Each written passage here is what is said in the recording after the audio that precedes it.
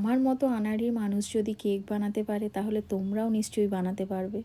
চলো কী কী নিয়েছি সেটা দেখে নিই। দুটো ডিম ছিল, কোকো পাউডার ছিল, বেকিং পাউডার, চিনি, vanilla essence, baking soda, butter ছিল, তার সাথে ছিল ময়দা, ওখানে ছিল টক দই আর মাঝখানে একটু দুধ ছিল।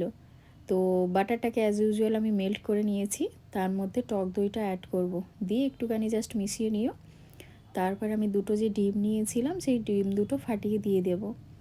দিয়ে এবার ওর মধ্যে গুঁড়ো উপকরণ যেগুলো রাখা রয়েছে, যেমন ময়দা বলো বা কোকো পাউডার বলো, সেগুলো অ্যাড করতে হবে। তো মেজারমেন্টটা তোমরা একটু দেখে নিও। আমি যেহেতু করে থাকি বা অভ্যস্ত, তাই আমি আন্দাজেই দিয়েছি।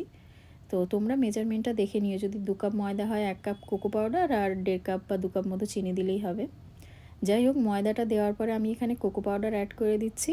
তারপরে বেকিং সোডা, বেকিং পাউডার, সবসময় মনে রাখবে বেকিং সোডা কম যাবে, বেকিং পাউডার বেশি যাবে। যদি মেজারমেন্টে আসো তাহলে হাফ চামচ যদি বেকিং সোডা দাও, 1 চামচ বেকিং পাউডার। তো তারপরে ভ্যানিলা এসেন্স দিয়েছিলাম, দিয়ে ভালো করে ব্যাটারটা যখন মেশাই দেখলাম একটু টাইট হচ্ছিল, যার জন্য আমি দুধ দিয়ে ব্যাটারটা ভালো করে রেডি করে নিয়েছি, সাথে একটু লবণ দিয়েছি টেস্ট অ্যাকর্ডিং। তো দিয়ে ব্যাটারটা ভালো করে রেডি করে নিতে হবে। দেখো থিকনেসটা কিন্তু ঠিক এই রকমই থাকবে। তারপরে যথারীতি কেকের যে জায়গাটা ছিল, মোলটা, তার মধ্যে আমি অয়েল ব্রাশ করে নিচ্ছি আর একটা বাটার পেপার তোমরা কেটে রাখবে ওর মাপে।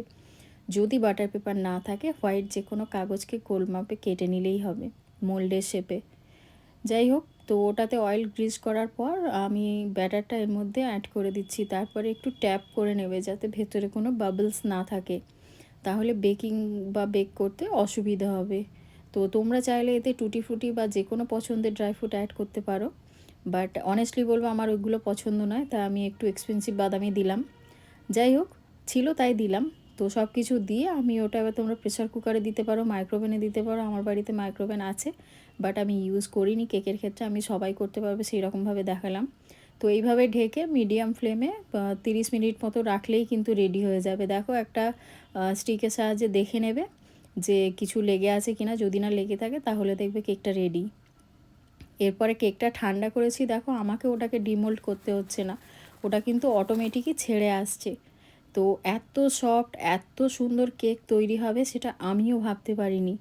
তো যাই হোক, কেটে তোমাদের দেখাবো যে অ্যাকচুয়াল ভেতর থেকে কেকটা কেমন হয়েছে। এত স্পঞ্জি, আর মানে সেটা বলে বোঝানোর নয়। আমি যখন কেকটাকে রাব করব তখনই তোমরা দেখে বুঝতে পারবে যে কোয়ালিটিটা কেমন হয়েছে। তোমরা যদি ড্রাই কেক খেতে না চাও তাহলে তোমরা কিন্তু ভেতরে আইসিংও করতে পারো। তো দেখো, কেক একদম রেডি ক্রিসমাসের জন্য, স্পেশাল সেলিব্রেশন। কেমন লাগলো আমার এই কেক তোমাদের জানিও কিন্তু, আর মেরি ক্রিসমাস।